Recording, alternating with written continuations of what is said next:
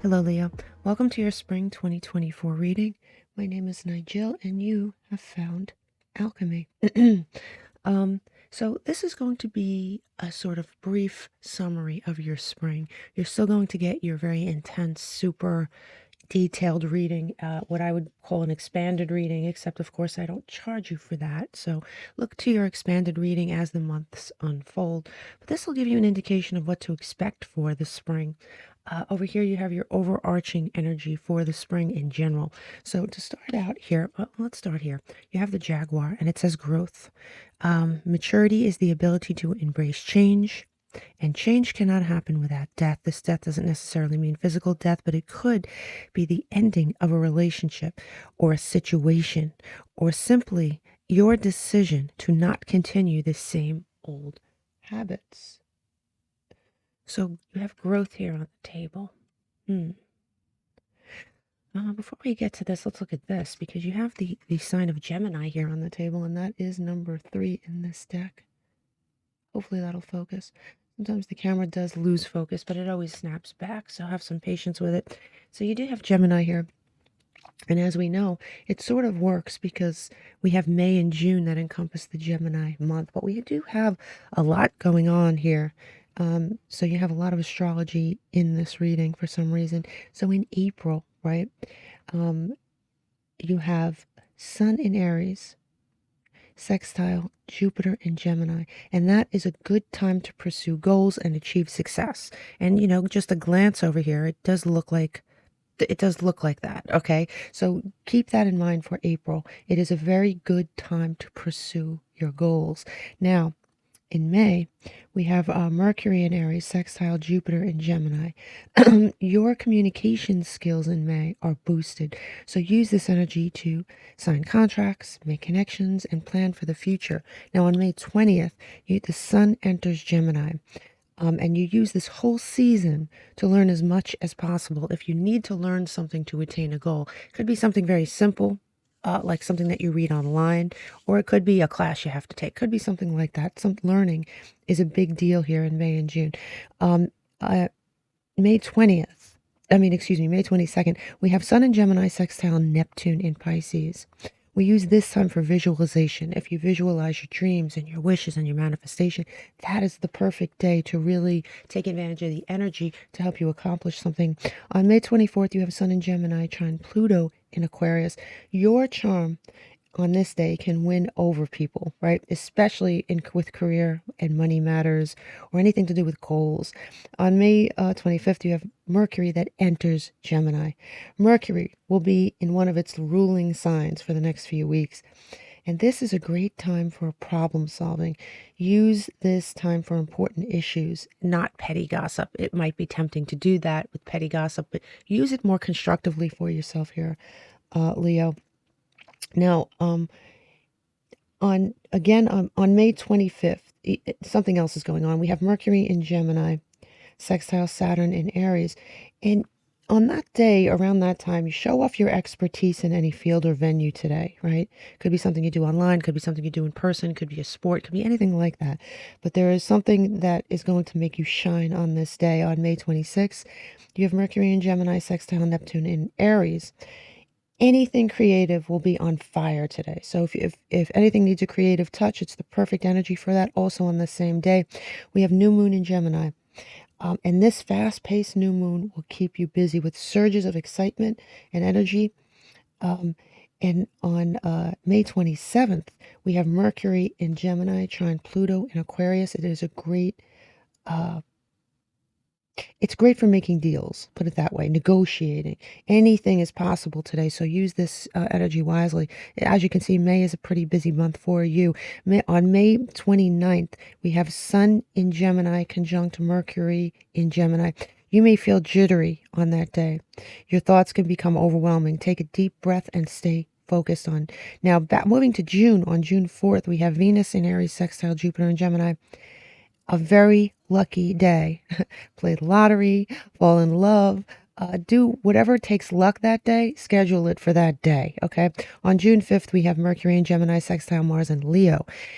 Anything social works today. If you're doing anything that requires social excuse me, connections. Perfect day for that. I'm sorry about my voice. On June 8th, we have Mercury in Gemini conjunct Jupiter in Gemini. Big ideas, brilliant plans can come to you. Epiphanies abound, right? Epiphanies. So as you can see, that is it's a busy time for you. You should write those dates down. Now, we have here landslide.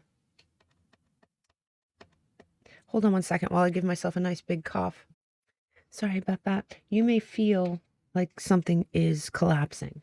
Even if this is your old thoughts, this is your old goals, this is your old way of doing things, it may feel like a bit of a landslide here, Leo.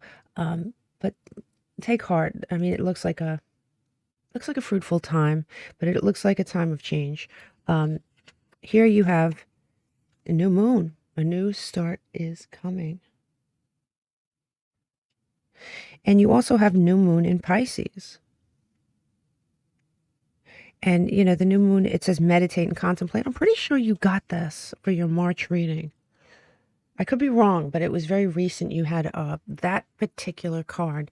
So whether it's prayer, meditation, deep thought, speculation, you should really practice that during this time because I think it will serve you here, Leo. You should also, being that this new moon energy has come out twice, you look at the new moon dates for each month that is depicted here, and I think that you're going to see the energy around that time very useful for you, Leo. Now let's move down here to our first month. We have April. So you know, we drew the 9 of Pentacles for you. And you know, in this deck, it is earth-based energy. And it basically represents independence, material accomplishment, kind of like a you were right energy. You were correct. You were right. On this card, we see 3 different animals. I'll hold it up in a minute. We see 3. Let me see if I can get my pointer. Here it is. We do see 3 different animals, right? At 3 different levels, I might add. You have the sparrow here, and it's near her head, whether you're a he or a she, and it's attracting her attention. The bird represents intellect, imagination, independence, right? Her focus on it reveals the nature of major goals, but it moves in and out of her emotional life, right? A little lower, her hand, like in her hands, it represents, let me see, we have the snake. I don't know if you can see all this because the card is rather dark, and I think it might be too dark, so I'm just going to narrate what I see here for you. See, we do have a snake in her hand, and the snake in her hand is a symbol of action, right? Practical solutions, for sure. She seems to control the creature, right, with no difficulty. Therefore, she is very confident. This is like a time of confidence. She adapted successfully to her new environment. At her feet, there's a cat, and it is a symbol of being grounded, right? Because it is on the ground. Calmness, very calm animal, at least depicted in this picture. Represents material accomplishment, a moment of rest. What have you finally succeeded at? There is a certain level of success, or there is a certain level of feeling like you were right. I was right. You were wrong type energy, right? You have here the page. And I love this. This is like the Page of Pentacles, right? And the Page of Pentacles, just like the 9 of Pentacles, represents the start of something material, the start of a goal. The page is a very, you know, it's the initial beginnings of something, for sure. It is Jupiter and Taurus energy, very grounded, earth, a lot of earth energy here, right? Very grounded energy, grounded in reality. I was right. See, here's a new beginning type energy. You do have the, wow, you have this, the 6 of Wands in reverse. And what's interesting because you have the Six of Wands in reverse, and it's almost, yeah, I would say so. So it's Jupiter and Leo energy, right? And the Six of Wands is usually a card of success, confidence, more like I was right type energy. But this is a sort of warning, especially when I look at this, right? There's a sort of warning here to not be full of yourself in this situation. Don't take this for granted. Don't gloat. Don't get so confident that you're missing something. Okay, because, and I'm saying this specifically because this comes in reverse with these good cards, and this card came out, the Vanity, Pride, Ego. And man, when this card is in reverse, Leo can be a little egotistical, little bit leaning on their pride. There could be a prideful situation here that is not good for you long term. All right, it's almost like a, God, how am I going to put this? It's almost like a, you're holding on to something. It's a sort of ego. It's a vanity thing. It could be something standing in your way. Maybe there is something that hurts your ego, so you avoid it. Could be because here you have the Six of Cups, and the Six of Cups, this is your advice card, right? So you have the Six of Cups, and you know, if you know any tarot, right, it is a very scorpionic card. The advice here is to analyze the mistakes of your past, to what may have be cyclical in your life, to make the best use of hindsight. So there is a sort of thing that you do here, and it's vanity, ego. It has something to do with your pride that you do that is not good for you. You have an opportunity here. You may have been right about something, but there is something else going on here that sort of hinders your progress that you're going to have to examine. Now, when we do your April reading, we could really, I'm going to pull all these same cards, put them out to remind us where we were, and I really want to rip this apart. But just be mindful of this energy here, Leo. It's not good, it's not bad, it's just Leo. Leo can be very prideful. That pride can get in the way. Their vanity can get in the way of their progress sometimes, especially depicted with the Six of Wands energy in reverse. Definitely. Okay. So let's move on to here, May. You have the Fooless. Interesting. So I don't know if you noticed, this is a massive deck of cards. These big, not only they large in general, but they're massive. Do you see this stack was like this big, this thick? So the Fool has two cards. It has an expansion deck. It has a double deck. It has like all these bonus cards. So this is the Fool in female form. But whether you're male or female, this is what it means, whether you're male or female. This has nothing to do with sex ultimately, right? This is Uranus, very air-based energy. And this is the alternate card. It shows the feminine version of the Fool. And here she's entering a new journey, right? Same thing as the regular Fool card. But regardless, we see some fragments of her old life, past experiences. We talked about that here, right? Your past holds keys to your future or to the impediments of your present, right? So we see fragments of her past experiences. We have the skull. She's holding a skull. Let me see if I could hold this up so you could really look at the card. Some of these cards are dark. I don't think this card is, but it could be very difficult to zero in on camera. Very interesting cards. This is probably the most interesting deck I have ever worked with in many, many ways. But anyway, the skull, right? It's a symbol of change, transformation, right? As we pulled the card of the past, we pulled this in April. Vanity and the past. And what's interesting is that skull is a metaphor for vanity and the path. Yeah, she's not afraid of sudden change. She controls her fears. She holds on to her dreams in her hand with that star. So there is your dreams and hopes, and everything's still alive here. But your past holds keys to your future. You have to look at yourself with a raw, brave light, so you can see what flaws in your character may be holding you back. And I do think somehow it is vanity based, it's pride based. There's something that dings your pride that you're unwilling to look at. Don't shoot the messenger, okay? But there is. Now, you have the Seven of Pentacles coming in reverse. And the Seven of Pentacles is Saturn and Taurus energy. Tired of waiting, or perhaps the wait for harvest is over. This is a harvest-based card. It is in reverse. You have the Fool here, a new path.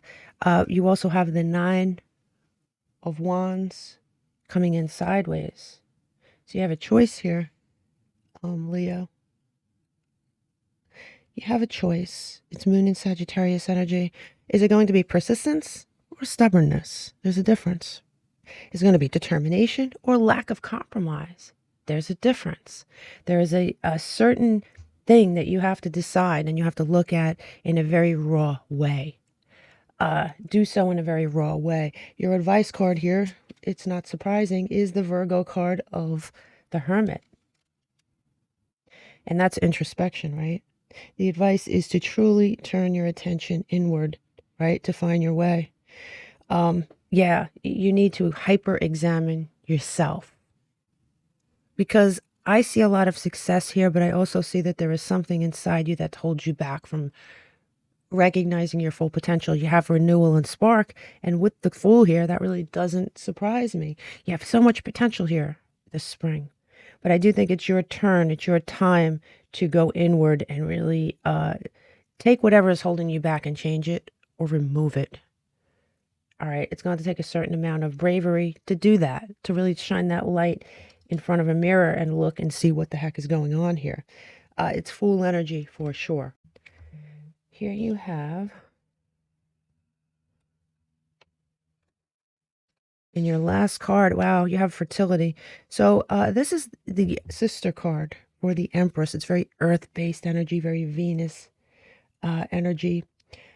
This is an alternate card, and it's called literally fertility, and it does come in the number 3 position, just like the Empress does.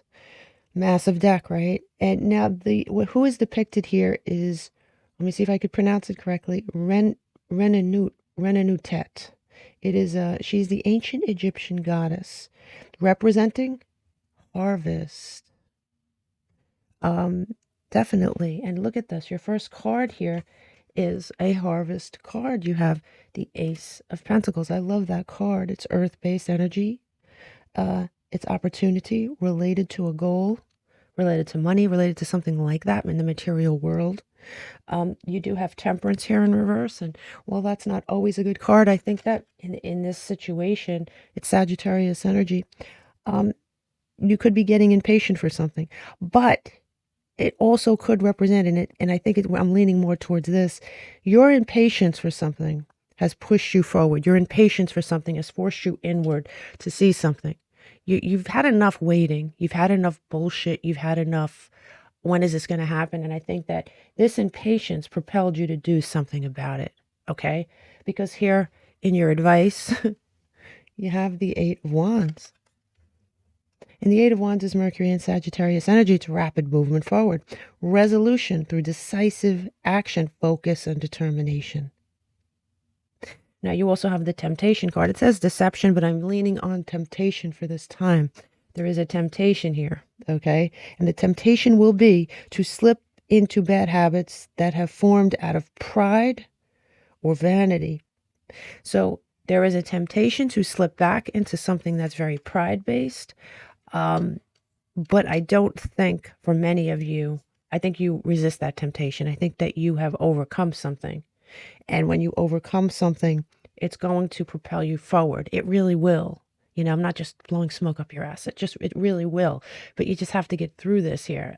You have to do something different from how you have been doing it in order to accomplish something new. So you could put it in the past and move forward, right?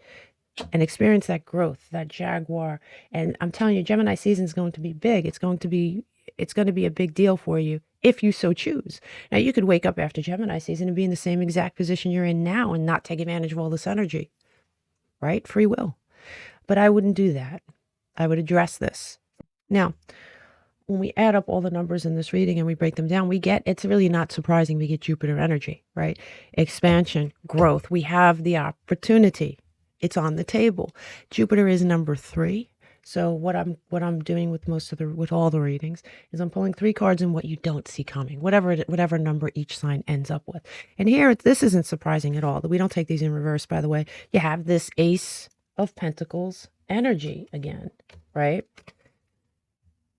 So what you don't see coming is this grounded energy, this earth-based energy that's so different for Leo, right? You also have what you may not see coming is change. All right. I don't think that most of the Leos I know don't lack courage, but I don't think you see the change that is headed your way. And last card here would be twin flame. So yes, could this be a relationship? I generally don't take this literally, right? As a twin, it has to be a twin flame, but it's a relationship, right? That you may not see, you might either not see this relationship coming, or you're in a relationship and you don't see how all this is going to impact this in a positive way. It's going to change everything, but you kind of have to do the work. And I don't think the work is manual. I think it's internal, especially with this Virgo card here. Something else that you don't see coming here is the 7. Wow, where is this?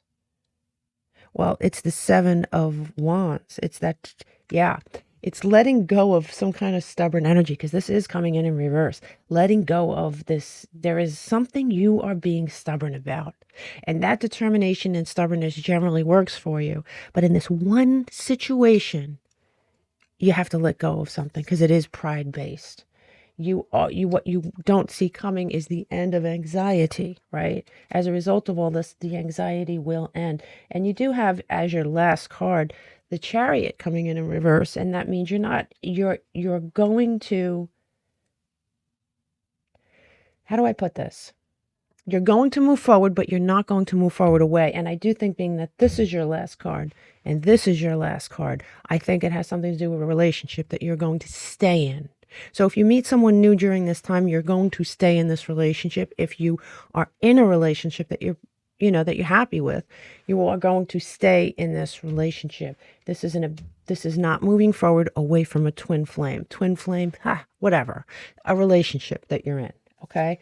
You do have erosion here, and there is something that's eating away at you, right? It's something that is eating, and we only go one card in. It's something you don't see. You don't see that there is something here in the background slowly eating away at you. It could be eating away at your confidence. It could be eating away at your something good that you need to put in perspective here, Leo. You just do. It's just time. It's time to just get past this. I'm not supposed to do this, but just peeking into the next card, you have the card of Aquarius here, and that is the star, right? And in this card here, she holds the star. Your hopes, your dreams, your wishes. You're going to have a wish that comes true, but it's not going to be handed to you. You could find yourself in the exact same situation you wake up in today that you're not happy with, if you don't do this. You have to look towards yourself to see what is holding you back. And I do think somehow has something to do with your pride. It has something to do with your pride. I will see you during your in-depth reading, your expanded reading. By the way, that's always free. And we'll take each of these cards and we'll dissect them for the month. I think that'll be kind of cool. I'm just trying something different. I like the idea of it. We'll see what happens. I wish you all the best, Leo. Namaste.